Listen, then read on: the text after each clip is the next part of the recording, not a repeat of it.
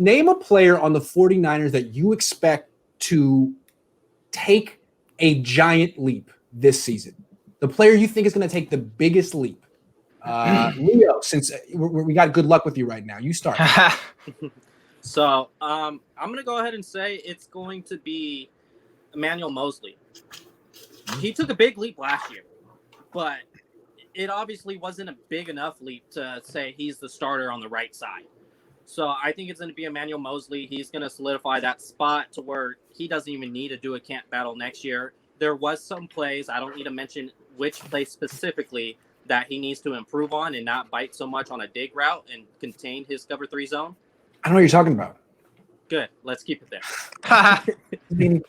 Oh, okay. Yeah, I think it happened in the biggest game of the season. I missed that game. Yeah, it was like a 3rd down play or whatever. Oh, okay. Yeah. And all right.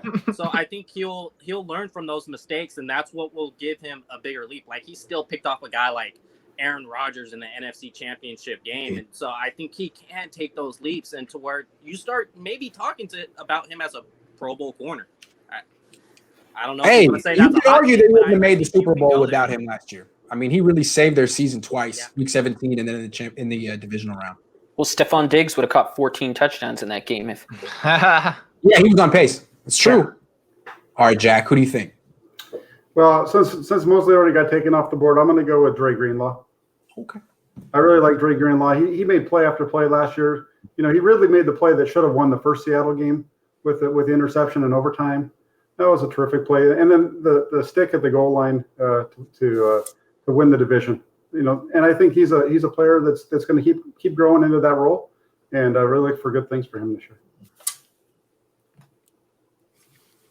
Man, I wanted to pick Jerick Greenlaw, but actually, you made it easy. Like Emanuel Mosley's like the number 1 pick, and then Dre Greenlaw is number 2. Yeah, but you know what? I didn't want to say Greenlaw because I feel like that's the easiest cop out for me. Because obviously, like I talked to the guy like every time last year. But you know what?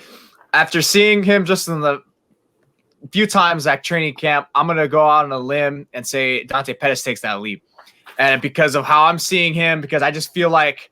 I feel like this is going to be one of my boldest takes of the year. He takes that leap in terms of because last year he was just out. He was gone.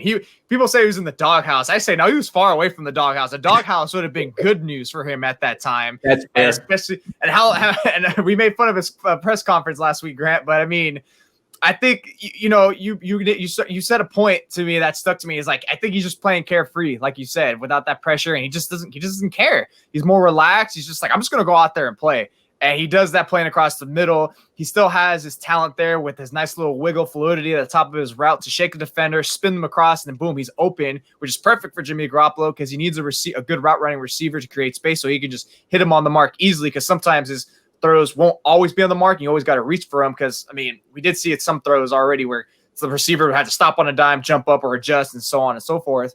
But Dante Pettis, I think, because he is one of the best, if not the best route runner in the team, it's just if he can, I just think he will have to because, this is the year he has to get it done. He has to get it done in terms of his confidence, not being afraid. And there's no more of a prime opportunity for him to make it, with Debo potentially out week 1 or Ayuk, whatever. So right now it's the most prime time opportunity for him. Well, so Leo set off a chain of events that ended up with Jose taking Dante Pettis. That's who I was going to pick.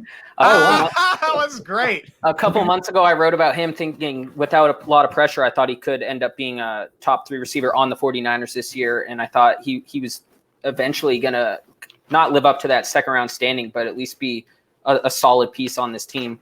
But I'll go with Jerick McKinnon. I think he's going to take that leap, and just putting together 14 games this year would be great for him no matter the production. But I think if he is healthy, he'll be able to put together a solid receiving season out of the backfield. And I think that will take the 49ers offense to a whole new level. It's a good call because McKinnon really hasn't established himself the way the Niners want to use him. And with Dante Pettis, that's another good call because what I've seen from him at camp is he's had a couple good days, and it seems like the Niners are moving him into the slot more, which they didn't do with him much in the past, a little bit. And he's pretty good at it. I mean, he kind of reminded me of Victor Cruz when he was coming off his rookie year. So, I mean, a Victor Cruz who was afraid to go over the middle, which isn't a very good Victor Cruz. But this year he looks better going over the middle. So there is hope. My guy I'm going to go with is already a baller, but Fred Warner. And he was a borderline Pro Bowler last year, but just watching him in camp, he looks better. He looks bigger. And I think this year he's going to get the recognition of being the best or one of the best middle linebackers in the league. He's going to take over as the leader of the defense from DeForest Buckner. And I think he's going to become kind of like a household name up there with George Kittle. I think he's going to take that Kittle leap. Like he's going to go from being good to being phenomenal.